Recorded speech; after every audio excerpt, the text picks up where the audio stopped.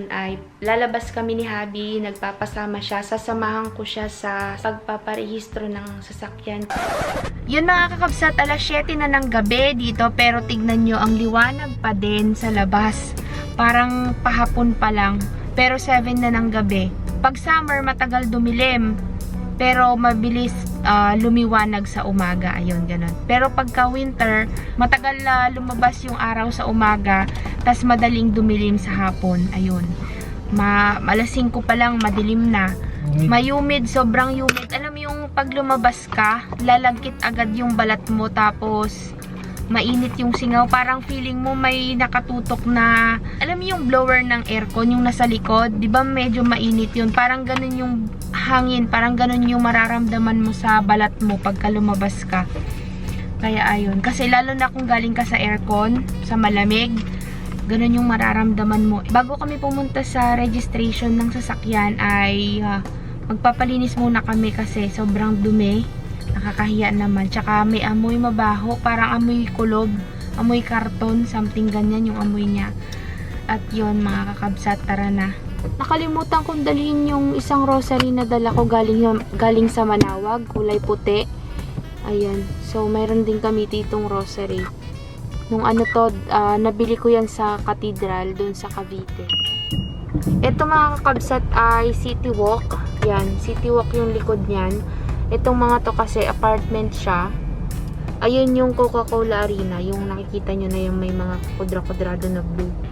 Na pa-slide yun. Tapos, ang dami pa rin ginagawang mga building dito.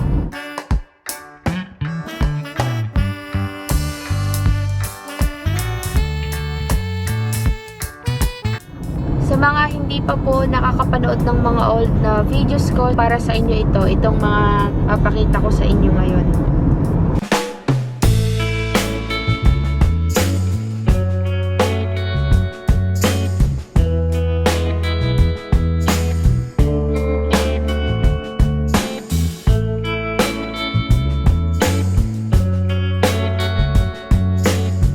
Yung likod na itong area na ito mga kakabsat, yan yung Satwa. Nandyan yung mga Filipino supermarket at mga Filipino na kainan sa likod na itong area na to. Dyan. Next time, dadalhin ko kayo dyan. Ito, financial center. Ito, yan. Ito, financial center. Itong area na to.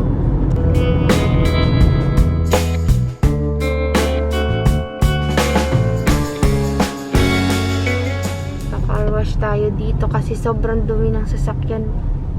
Magkano yung palinis na din ng... Magkano na? Ito yung mga manual na car wash. Sa likod niyan yung automatic car wash. Masig. A few inches later. Sinasanitize nila yung loob ng sasakyan. Ayan yung pang sanitize nila.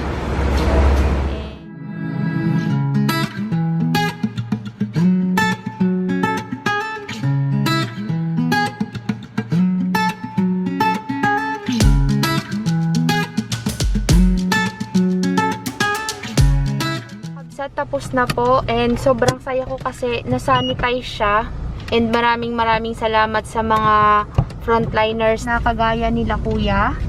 So ayun, ang hirap ng trabaho nila kasi sobrang init. At diretso na tayo ngayon sa registration. Sa Albarcia tayo pupunta, malapit siya sa Mall of Emirates. At ito yung sinasabi ko sa inyo kaninang Satwa. Dito kami dumaan ni Happy kasi dadaan kami sa Jumeirah. So, dito kami dadaan sa likod niyan. After nito, pupunta kami sa kanan. Kakanan kami. Ito yung parang Filipino community dito.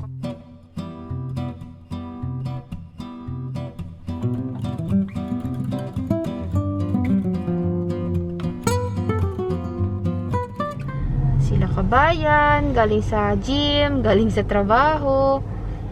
Kita nyo.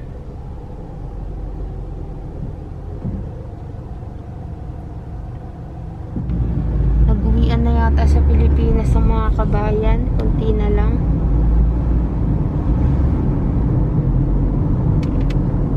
Yan to, Satwa.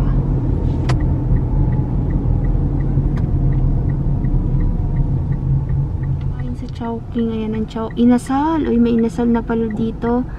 Saka Chowking, ayan.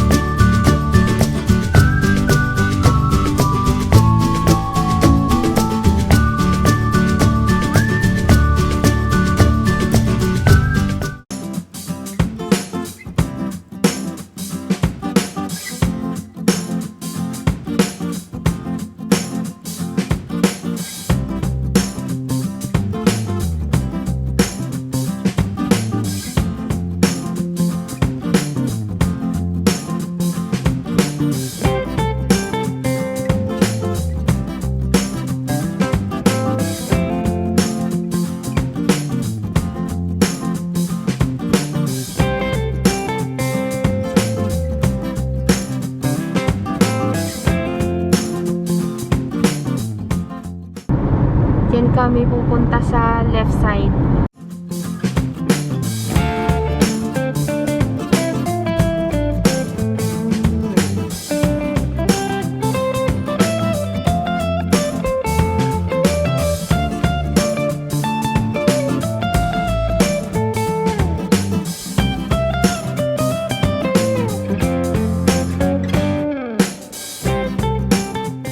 Tapos kaliwa ka na lang, parang mag-u-turn ka dun sa dulo. Pwede ba dun? Ayun, no? Yun. Dito, no? Oo. Hanggang 11 PM dito guys yung pagre-rehistrohan. Para siyang LTO. Yun, hanggang 11 PM. So, magna 9 na. Abot pa tayo.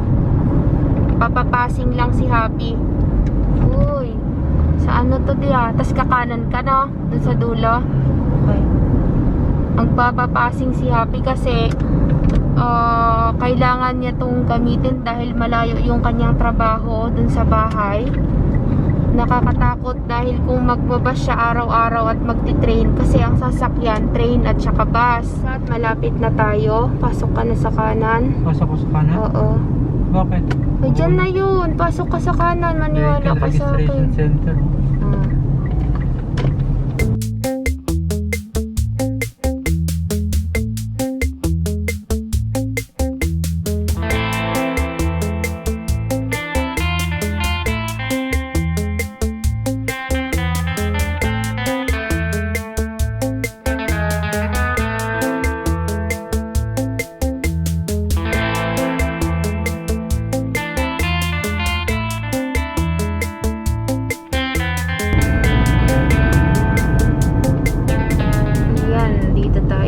Renewal of Emirates, mga kakabsat dyan.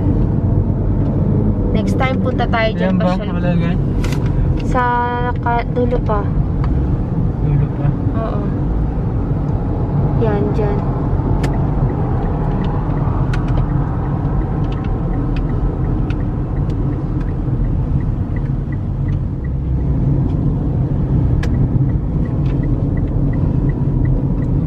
Dito na tayo, kakabsat. Kaliwa. Yun.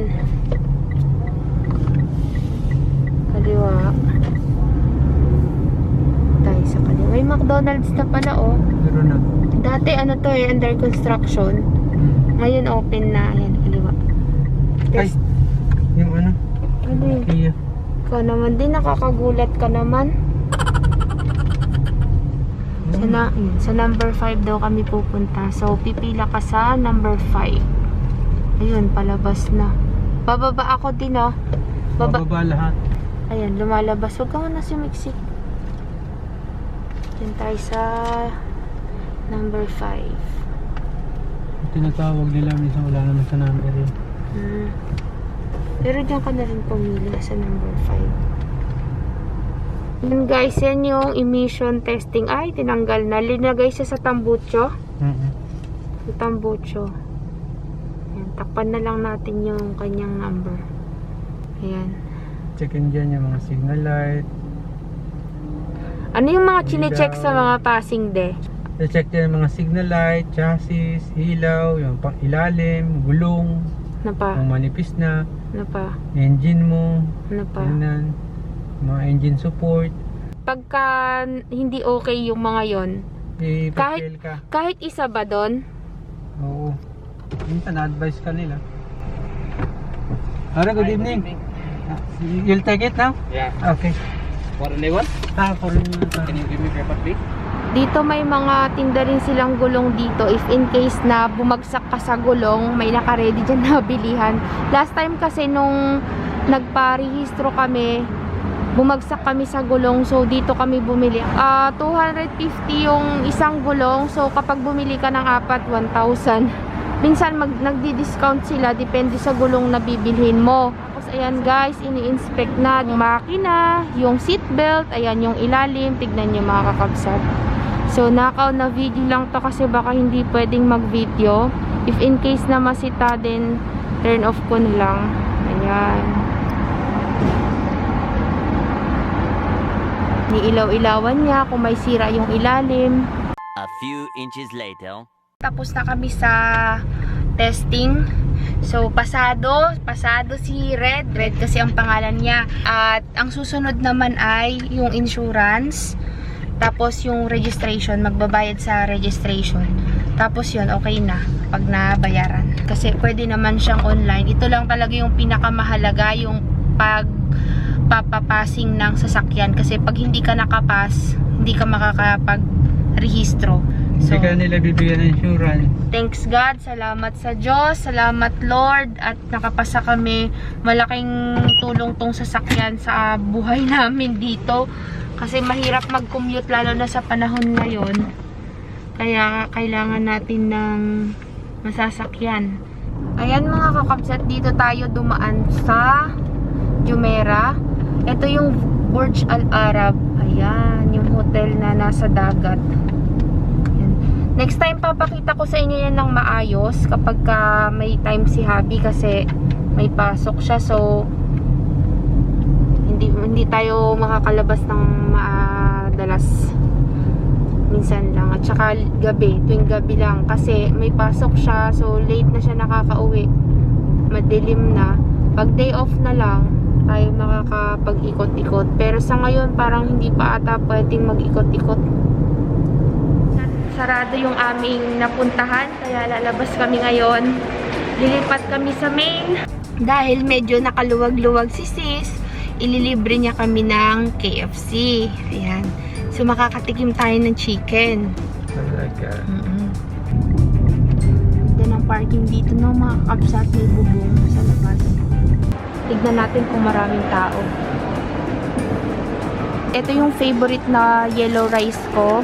Anong tawag sa rice na to, de?